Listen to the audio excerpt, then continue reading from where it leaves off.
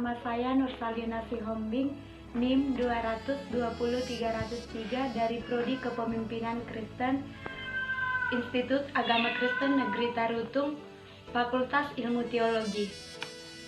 Saya ingin mewawancarai Ibu Pendeta. Saya perkenalkan Pendeta Santa Maria Bulu Hutapea, STH. Di sini Bu, saya ingin mewawancarai dan ada ini 5 pertanyaan. Yang pertama, di mana Ibu berlokasi memimpin? Saya sendiri memimpin gereja GKPI, Gereja Kristen Protestan Indonesia, Resort Tanotombangan. Lokasinya ada di Desa Tanjung Medan, Kecamatan Tanotombangan, Kabupaten Tapanuli Selatan, Sumatera Utara. Sejak kapan Ibu memimpin di gereja tersebut? Saya penempatan ke resort ini dari April 2019. Bagaimana pengangkatan Ibu sebagai pemimpin dan mengapa Ibu mau memimpin di jemaat tersebut? Pengangkatannya menjadi seorang pemimpin, yaitu tepatnya menjadi seorang pendeta di GKPI itu sendiri lewat penahbisannya. Pertama, setelah melalui beberapa proses, ada masa vikariat, lalu kemudian selama 3 tahun, lalu ada penahbisan pendeta. Nah, penempatan pertama saya waktu itu di GKPI Resort Bima Indah, Cirebon, Jawa Barat. Lalu kemudian kita ada sistem mutasi 1 kali 4 atau 5 tahun. Lalu saya sendiri dimutasi untuk penempatan kedua itu di GKPI Resort Tanotombangan. Lalu lewat SK mutasi kita akan diadakan serah terima jabatan dari setiap yang dipastikan oleh seluruh jemaat yang akan kita layani. Lalu kemudian ada pelantikan. Oke Bu, pertanyaan yang kedua, jelaskan jiwa kepemimpinan menurut Ibu. Jiwa kepemimpinan itu ada 2. Yang pertama, apakah dia bawaan lahir? Yang kedua, apakah dia setelah dipelajari? Kalau Ibu, menurut Ibu bagaimana Bu? Kalau ditanya saya pribadi, kepemimpinan saya sendiri itu sepertinya memang ada bawaannya. Karena apa? Dari kecil saya itu memang selalu menjadi ketua atau selalu menjadi pemimpin di tengah-tengah baik kelompok bermain, baik kelompok sekolah. Memang itu sepertinya tercipta sendiri. Tapi untuk kepemimpinan yang saya gunakan saat ini tidak melulu itu lahir dari bawaan yang ada pada diri saya.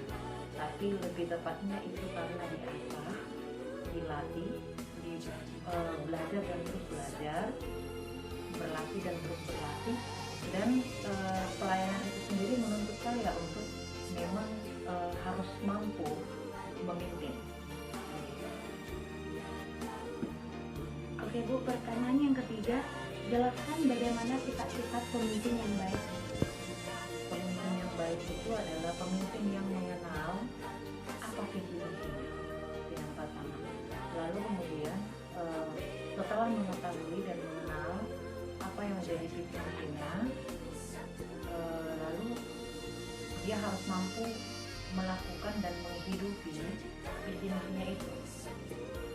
Misalkan kalau visi misi saya adalah pelayanan, bagaimanapun seorang pemimpin gereja, visi misinya ya pasti yang paling prioritas itu melayani.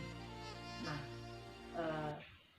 artinya ketika visi misi saya itu melayani, maka melayani harus menjadi cara hidup saya, cara memimpin saya.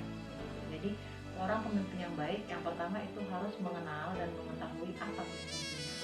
Lalu yang kedua, menghidupi atau melaksanakan visi misinya. Kemudian yang ketiga, pemimpin yang baik itu harus loyal, setia. setia kepada panggilan kepemimpinan itu. Kemudian yang berikut, dia kepemimpin yang rendah hati ya, yang rendah hati, yang tidak otoriter. Ya, saya kira itu yang terpenting. Terima kasih Bu. Yang pertanyaan yang keempat yaitu, jelaskan siapa yang menjadi tokoh panutan selama Ibu memimpin dan mengapa Ibu memanuti pemimpin tersebut. Kalau saya pribadi tidak muluk-muluk ya. Contoh kepemimpinan atau tokoh pemimpin yang saya kagumi dan yang saya tiru itu adalah kepemimpinan Yesus. Dan kenapa? Karena yang pertama, kepala gereja itu adalah Kristus sendiri. Jadi pemimpin gereja itu adalah Kristus. Maka saya harus meniru model kepemimpinan Kristus. Nah, bagaimana model kepemimpinan Kristus itu? Yang pertama tadi, Yesus tahu apa visi misinya. Ketika Yesus itu diutus oleh Allah Bapa untuk melakukan penyelamatan lewat pengorbanan, lewat pelayanan, melayani bukan untuk dilayani. Nah, itu yang dilakukan Yesus. Setelah dia tahu bahwa aku diutus nih memimpin untuk memberikan keselamatan, maka aku harus melakukan visi misi. Dan Yesus lakukan. Sepahit apapun yang akan dialami Yesus dalam melakukan kepemimpinannya, penyelamatannya, itu dilakukan Yesus. Dia konsisten melakukan visi misinya, dan itu dilakukannya dengan pengorbanan, kerendahan hati, humble ya, memberikan dirinya sendiri, dan tidak bersifat otoriter, melainkan melakukannya dengan kasih. Dan itu yang menjadi ketertarikan saya untuk memilih Yesus sebagai model kepemimpinan yang saya pakai. Oke Bu, pertanyaan selanjutnya, jelaskan bagaimana seharusnya gaya kepemimpinan seorang pemimpin jemaat itu. Yang pertama, apakah dia otoriter? Yang kedua, apakah dia demokratis? Yang ketiga, apakah dia bebas kendali? Menurut Ibu sendiri, kepemimpinan yang bagaimana yang Ibu teladani atau yang Ibu contohkan? Saya lebih memilih demokrasi ya, karena kalau tadi ada 3 model. Kalau dikatakan otoriter, itu berarti berlangsung dari atas ke bawah dan mutlak, tanpa adanya legowo, tanpa adanya tidak ada kerinduan untuk meminta bagaimana pendapat jemaat untuk membangun gereja itu sendiri. Jadi murni dari pemimpin itu sendiri. Sementara gereja itu kaya dengan ide, kaya dengan gagasan, kaya dengan pendapat yang bisa memang berfungsi untuk membangun gereja itu sendiri. Itu sebabnya Yesus katakan ada banyak karunia. Nah, jemaat itu juga mempunyai banyak karunia yang bisa digunakan untuk pembangunan gereja itu sendiri. Nah, ketika kita melakukan model otoriter, maka yang ada gereja itu mati, karena jemaat tidak dilibatkan dalam pelayanan. Dan yang ketiga tadi itu adalah bebas kendali. Memang bebas kendali artinya walau diberikan kebebasan tapi tetap terkendali begitu ya. Hanya saja begini, terlebih kalau di gereja Batak ya, kalau GKPI kan masih mayoritas Batak. Nah, ketika kita berikan kebebasan, walaupun tadinya maksudnya adalah kebebasan yang terkendali, orang Batak kan pantang diberikan kebebasan ini.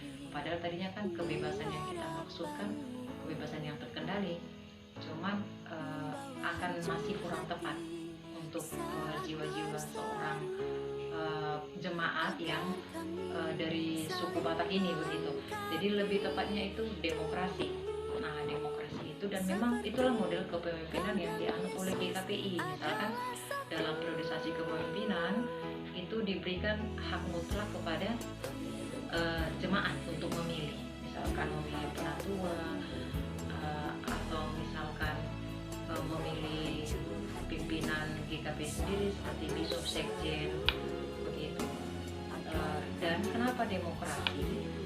Nah, dengan demokrasi lah diberikan tempat kepada jemaat untuk menyampaikan aspirasinya, untuk menyampaikan gagasannya, untuk menunjukkan talentanya, dan disitulah jemaat mendapat tempat untuk melayani bersama-sama.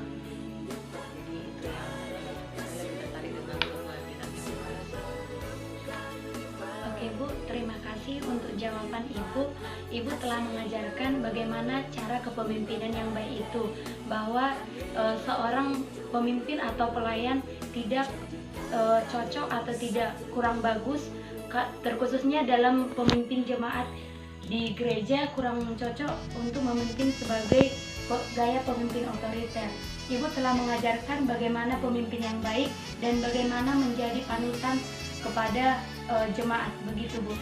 Saya Nursalina Sihombing mengucapkan terima kasih kepada Ibu sebagai narasumber saya untuk mengerjakan tugas teori kepemimpinan ini. Terima kasih Bu.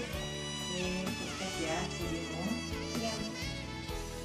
Maju ya KN, sukses UKN.